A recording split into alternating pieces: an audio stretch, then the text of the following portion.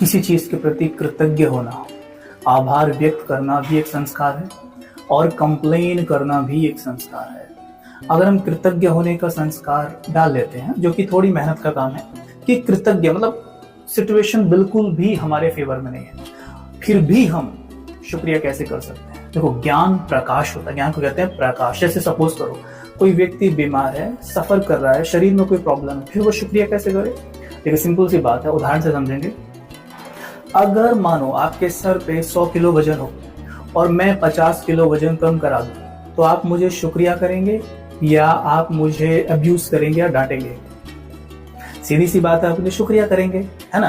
तो वैसे ही सपोज करो, वैसे ही बिल्कुल, कि जो कि हमारे सर पे जो भी पापों का बोझा है, जो भी हमसे गलतियां होती है, मनसा वाचा कर्मणा, कि अगर मन से हम बहुत कुछ नेगेटिव सोचते हैं सबके बारे में, बैड एनर्जी उनको भेजते हैं, मुख से हम बैड एनर्जी भेजते हैं, ऐसी ऐसी वाणी हम बोलते हैं कि एक बार कि दूसरा हर्ट हो जाता है, उसका आत्मविश्वास एकदम डाउन चला जाता है, ये सब भी पाप की श्रेणी में ही आता है। और कर्म तो है ही, वो तो आप जानते हैं। तो ऐसे कुछ सूक्ष्म पाप और पाप हमसे होते रहते हैं रोज डेली बेसिस पर, जिसका एक बंडल बनता जाता है, और वो बंडल हमारे सर पे पाप की बोझ की गठरी के रूप में रखा होता है। जैसे मन के ऊपर वो रखा हुआ है, जिस मन के ऊपर पाप का बोझ रखा होगा ना, वो मन उड़ नहीं सकता, खुश नहीं रह सकता, दौड़ नहीं सकता। ठीक है, जैसे किसी व्यक्ति के सर पे आप बोझ रख दो तो वो कैसे करेगा, सही से चल नहीं पाएगा, दौड़ तो बिल्कुल नहीं सकता। ठीक वैसे ही मन है।